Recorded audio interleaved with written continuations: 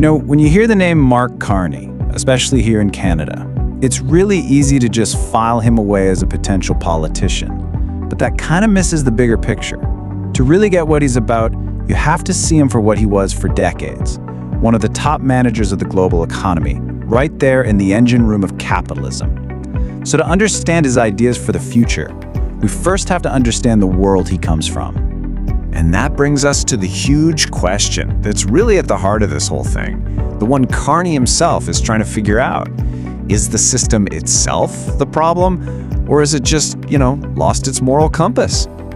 So, to really dig into his answer, first we've got to understand the guy. Carney isn't some activist or an academic in an ivory tower. He's an expert, a technocrat, who has been steering the ship through some of capitalism's biggest storms. Okay, just look at the timing here, because it's everything. He's governor of the Bank of Canada right in the middle of the 2008 financial meltdown. Then he's chairing the global body that was literally created to stop that from happening again. And then, governor of the Bank of England, navigating the total chaos of Brexit. His entire career is basically defined by being the guy in charge when the system starts to freak out. Now, he talks like a central banker. He uses words like stability, credibility, inflation, risk. And yeah, it can sound pretty abstract, maybe even a little boring. But don't let that fool you. Those technical terms are deeply political because they end up shaping the world we all live in. Let's just bring this down to earth for a second. When the Bank of Canada raises interest rates to fight inflation, sound familiar? That's not some academic exercise. That decision directly affects how much you're paying on your mortgage. It has a real impact on whether your landlord is going to jack up the rent. It determines if local businesses are hiring or laying people off. These are literally the biggest headlines in Canada right now, and they all trace back to that technical language. So all that experience, all that time in the trenches, it led him to write his book, Values. And this is where he kind of shifts from being the manager to being the doctor, offering his diagnosis for what's gone wrong with our economy. And this lays out his core idea perfectly. On one side, you've got market value, basically what stuff costs, its price tag, how much profit it can generate. But on the other side, you have societal values, our shared ideas about fairness, about community, about taking care of the planet. Carney's whole diagnosis is that we've let that first column, market value, completely take over the second. For him, when you look at massive crises like the 2008 crash or the pandemic, or how painfully slow we're being on climate change, these aren't just random failures. They're symptoms of a deeper problem. They're moral failures that show we've put short-term profit ahead of our long-term human values. And this part is absolutely crucial for understanding what he's trying to do. Carney is not anti-capitalist. He's not trying to tear the whole thing down. He believes markets are a powerful force for good, but he thinks they've become unmoored, kind of like a ship that's cut loose from the dock, disconnected from the ethics and social trust they need to work for everybody. Okay, so if the diagnosis is a moral sickness, then what's the cure?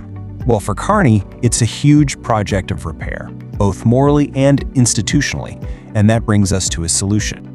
His whole way of thinking fits into this tradition called embedded liberalism. I know, the name sounds super academic, but the idea is actually pretty simple. Markets are great tools, but they have to serve a purpose beyond just making money. They need to be embedded inside our society's values, not the other way around. So his game plan follows a pretty clear path. Step 1. You have to rewrite the deal between capitalism and the rest of us, the social contract. Step 2. To make sure that deal sticks, you need strong referees, like central banks and regulators, to keep the market in check. And the whole point, the end goal, is to get the market to serve values like fairness and responsibility, not just profit. But, and this is a big but, what if Carney's diagnosis doesn't actually go deep enough? This is where a totally different way of looking at the problem, the Marxist critique, steps in and basically challenges his entire argument. And right here, this is the main event. For Carney, it's a crisis of values that's happening within capitalism. From the Marxist perspective, it's a crisis of capitalism itself. See the difference? One says the problem is a moral slip-up. The other says the problem is baked right into the system's DNA. So this critique starts with a core concept, the wage relation. It's basically the fundamental split in society between the people who own the stuff, the factories, the companies, the capital, and everyone else, who has to sell their time and their labor just to get by.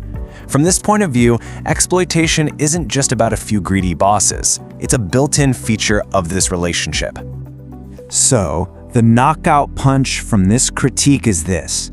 Sure, promoting better values might make capitalism a little nicer, it might sand down some of its roughest edges, but it does absolutely nothing to change the fundamental power imbalance between the owners and the workers. You can ask the system to be more ethical, but you haven't actually changed the rules of the game. And this brings us full circle, right back to Carney in his role as a technocrat. He's always talking about stability. But this critique forces us to ask a really tough, really political question. Stability for who, exactly? I mean, think about it. Is it stability for the big banks? For investors? Or is it stability for workers who are terrified of getting laid off? For renters who can barely make rent? What about all the people, especially young Canadians, who are completely priced out of ever owning a home? A decision that creates stability for one of those groups can create total chaos for another. And that leaves us right here with this massive unresolved tension. It's really the main takeaway from this whole debate, and it forces us to face the biggest question of all. So let's just put it as plainly as we can. If the system, over and over again, keeps churning out inequality, keeps fueling a climate crisis, and keeps destroying the very trust it needs to function, then maybe the problem isn't just that it lost its way. Maybe this system is designed to undermine those values in the first place. And that's really where we have to leave it. This quote just nails the whole conflict. Carney is asking, how can we make capitalism better, more moral? But the counter-argument asks a much more radical question. What if the problem isn't a lack of morals, but a power structure that no amount of good intentions can fix? What if the system doesn't need to be repaired? Because in a way, it's not broken. It's just working exactly the way it was designed to. And that's the question we're all left to think about.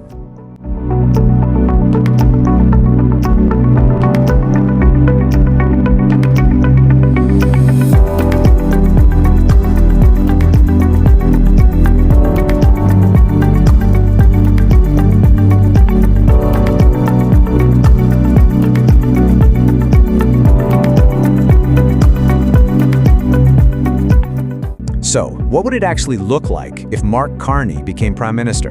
You know, his economic ideas would suddenly jump from the world of central banking right into the center of political power. In this explainer, we're going to unpack that vision for Canada's economy, a philosophy some are calling strategic liberalism, and just as importantly, explore the really sharp critical questions it brings up. Okay, let's just dive right in with this quote. Rupture, not transition. Think about that for a second. This single, stark phrase really captures the chaotic new world that he believes we're all living in now. The idea here isn't some smooth, gradual change. Nope. It's about a fundamental, maybe even violent, break with the past. And to really get a handle on this approach, we first have to understand the massive shift that would happen the moment he became prime minister. The very nature of his job, his entire role, would be transformed. See, as a central banker, his job was to kind of manage the system from the outside, at a distance. But as prime minister, he would have to govern it directly, from the absolute center of political power. So the question is no longer just, what does he think, but what is his government actually going to do? The game completely changing. So, what's the big plan then? Well, it's this vision that we can call a strategic liberalism, and you have to see it as a direct answer to this new era of global rupture that he's talking about. Now, this is where it gets really interesting, because you can see how his message has evolved. Before becoming prime minister, the focus was all on green capitalism, this huge investment opportunity. But by 2026, the whole tone shifts. It gets way more anxious, focusing on national resilience in a world where, frankly, supply chains can be turned into weapons. And this is not your old-school, hands-off liberalism, not at all. Strategic liberalism says the state can't just wait around to fix problems after they happen. Instead, it has to get in there and actively shape and steer markets to hit national goals, especially when it comes to security and resilience. So this whole vision, it's really built on a few core beliefs about the world we live in today. Number 1, the old rulebook is gone. 2, supply chains can be weaponized against us. And 3, because of that, the state has to play a much more active role in protecting the country. It's a whole new playbook. I mean, this quote just perfectly captures his political appeal, doesn't it? In an age of what feels like constant crisis, he's not projecting some radical new vision. He's projecting competence, stability. He's the expert you call in to fix the system when it's on the verge of a complete meltdown. But, and there's always a but, right? This very idea of stability and competent management, it invites a really powerful counter-argument. And to understand that, we need to put on a different set of glasses and look at this from a critical Marxist perspective. This one question, it's so simple, but it completely reframes the entire debate.